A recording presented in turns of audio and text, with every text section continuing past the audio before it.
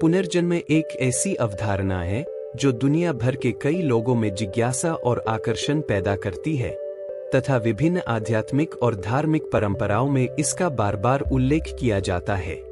यह विचार कि आत्मा अनेक जीवन से गुजरती है, प्रत्येक जीवन में सीखती और विकसित होती है, अस्तित्व और जीवन के उद्देश्य पर एक अलग दृष्टिकोण प्रदान करता है। इन विचारों के बीच प्रश्न उठता है, क्या हम अपना अंतिम पुनर्जन्म जी रहे हैं? यह प्रश्न कई लोगों को उन संकेतों पर विचार करने के लिए प्रेरित करता है जो यह संकेत दे सकते हैं कि पृथ्वी पर उनकी आध्यात्मिक यात्रा समाप्त होने वाली है, जो यह सुझाव देती है कि आत्मा विकास के ऐसे स्तर पर पहुंचने वाली है जहां उसे अब इस तल पर लौटने की आवश्यकता नहीं है।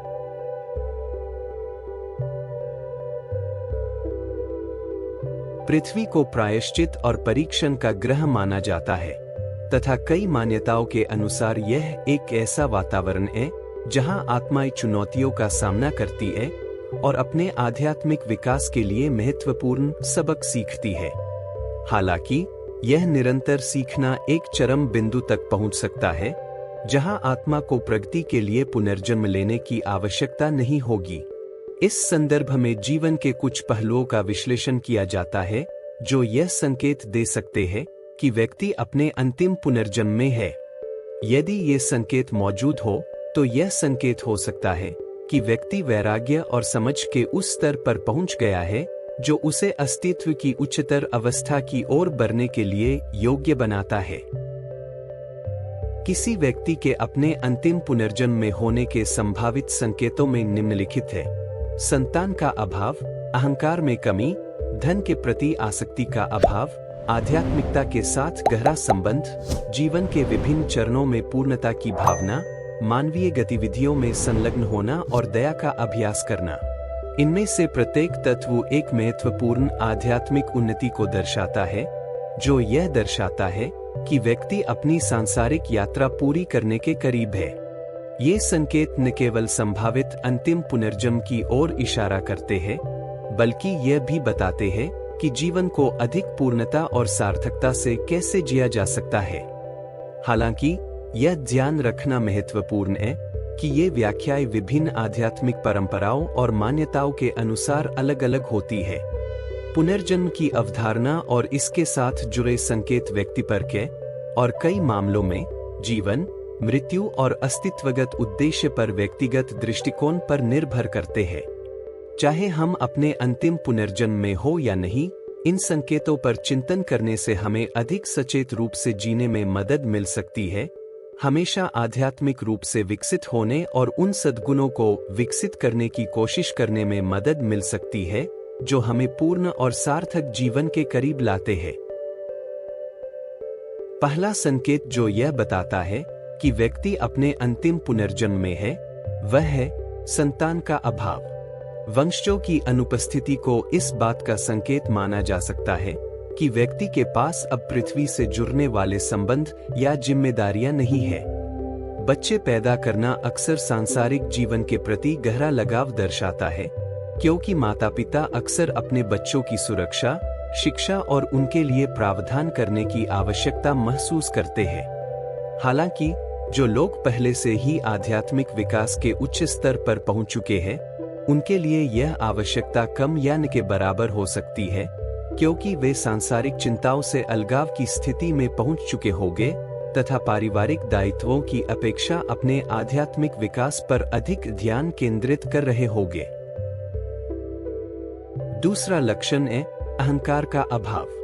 अहंकार अपनी पहचान, शक्ति और नियंत्रण की निरंतर आवश्यकता के कारण आध्यात्मिक विकास में मुख्य बाधाओं में से एक है। जब कोई व्यक्ति अपने अंतिम पुनर्जन्म के करीब होता है तो अहंकार विलीन हो जाता है तथा उसके अंदर सच्ची विनम्रता और यह गहरी समझ पैदा होती है कि हम सभी एक महान इकाई के हिस्से हैं। अहंकार की अनुपस्थिति का अर्थ पहचान या स्वतंत्र इच्छा की कमी नहीं है, बल्कि अहंकार केंद्रित आवश्यकताओं और इच्छाओं का उत्थान है, जो व्यक्ति को ब्रह्मांड के साथ अधिक एकीकृत तरीके से और सद्भाव में रहने की अनुमति देता है। तीसरा लक्षण है धन के प्रति आसक्ति का अभाव। यद्यपि भौतिक संसार में जीने के लिए धन आवश्यक है, लेकिन जो व्यक्ति अपने अंतिम पुनर्जन्म में है, वह धन को अपने आप में एक लक्ष्य के रूप में नहीं देखता, बल्कि केवल बुनियादी कल्याण प्राप्त करने के साधन के रूप में देखता है। जन संचय के प्रति जुनून को भौतिक आसक्ति के रूप में देखा जाता है, जो आध्यात्मिक विकास में बाधा डाल सकता है। जो लोग अपनी आध्यात्मिक यात्रा में अधिक आगे हैं, वे भौतिक संपदा की निरंतर खोज में बह जाने के बजाय कल्याण, आंतरिक शांति और व्यक्तिगत संतुष्टि को प्राथमिकता देते हैं। यह दृष्टिकोण भौतिकवाद से अलगाव और आध्यात्मिक तथा अमूर्त चीजों के प्रति अधिक सराहना को दर्शाता है। चौथा चिन्ह है प्रार्थना के प्रति प्रेम और ईश्वर से जुड़ाव। चाहे आप किसी विशिष्ट धर्म का पालन करते हो या नहीं, जो लोग अपने अंतिम पुनर्जन्म में हैं, उन्हें किसी महान चीज से जुड़ने की स्वाभाविक आवश्यकता महसूस होती है, चाहे वह प्रार्थना, ध्यान या केवल चिंतन के क्षणों के माध्यम से हो।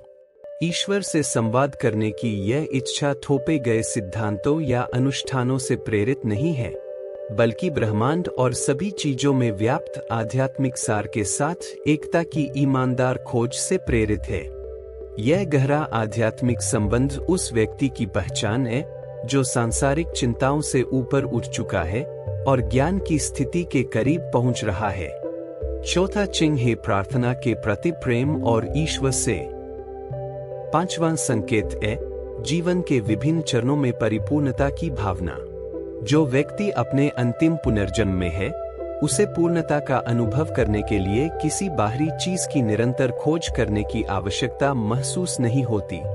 युवावस्था से लेकर वृद्धावस्था तक वह बाह्य परिस्थितियों की परवाह किए बिना संतोष और तृप्ति की भावना का अनुभव करती है। यह तृप्ति जीवन की गहरी समझ और जो है उसे स्वीकार करने से आती है, बिना अधिक या कुछ अलग पाने की निरंतर लालसा के। इस पूर्णता के साथ जीने का अर्थ है एक आंतरिक संतुलन प्राप्त करना जो बाहरी दुनिया के परिवर्तनों और चुनौतियों पर निर्भर नहीं करता।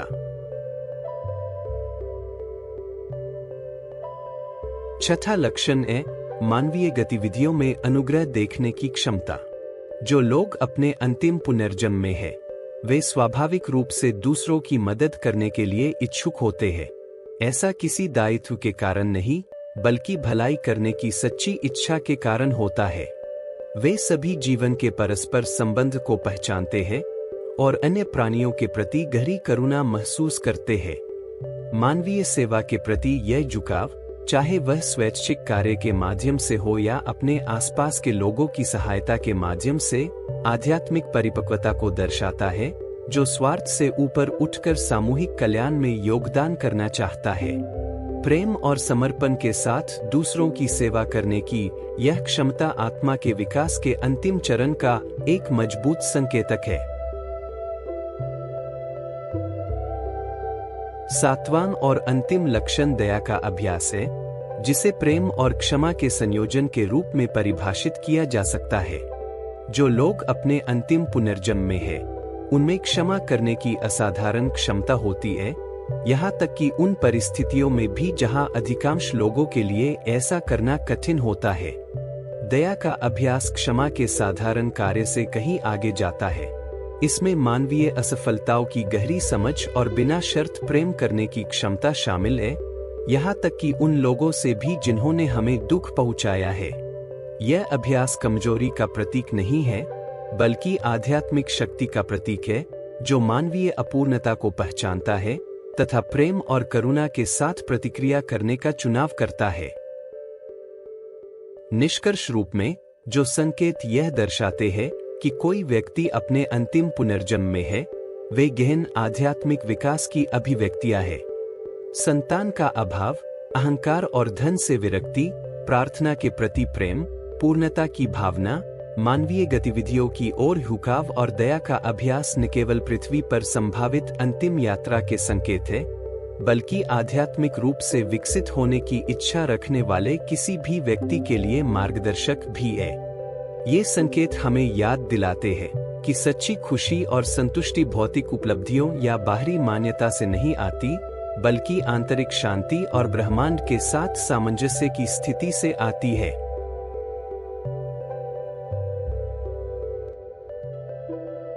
इन सिद्धांतों के अनुसार जीवन जीने से, चाहे हम अपने अंतिम पुनर्जन्म में हो या नहीं, हम अधिक सार्थक और संतुष्टिदायक जीवन के करीब पहुंच सकते हैं।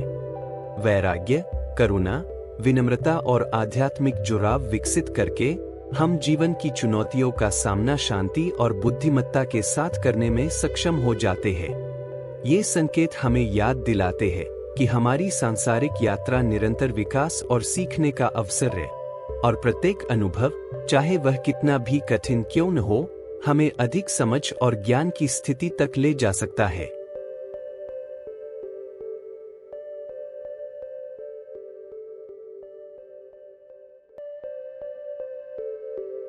इसलिए इन संकेतों पर विचार करने से हमें अधिक इरादे और उद्देश्य के साथ जीने में मदद मिल सकती है। अपने आध्यात्मिक विकास और ईश्वर के साथ अपने संबंध पर ध्यान केंद्रित करके हम अपने अस्तित्व को बदल सकते हैं और एक अधिक प्रेमपूर्ण और दयालु दुनिया बनाने में योगदान दे सकते हैं। आध्यात्मिक विकास की खोज अपने आप में एक लक्ष्य नहीं है, बल्कि यह एक ऐसा मार्ग है जो हमें स्वयं के साथ तथा अपने आसपास के ब्रह्मांड के साथ शांति, प्रेम और सद्भाव के जीवन की ओर ले जाता है। इसलिए इन संकेतों पर विचार करने से हमें अधिक इरादे और उद्देश्य के साथ जीने में मदद मिल सकती है। अपने आध्यात्मिक विकास और ईश्वर के साथ अपने संबंध पर ध्यान केंद्रित करके हम अपने अस्तित्व को बदल सकते हैं और एक अधिक प्रेमपूर्ण और दयालु दुनिया बनाने में योगदान दे सकते हैं। आध्यात्मिक विकास की खोज अपने आप में एक लक्ष्य नहीं है, बल्कि यह एक ऐसा मार्ग है जो हमें स्वयं के साथ तथा अपने आसपास के ब्रह्मांड के साथ शांति, प्रेम और सद्भाव के जीवन की ओर ले जाता है।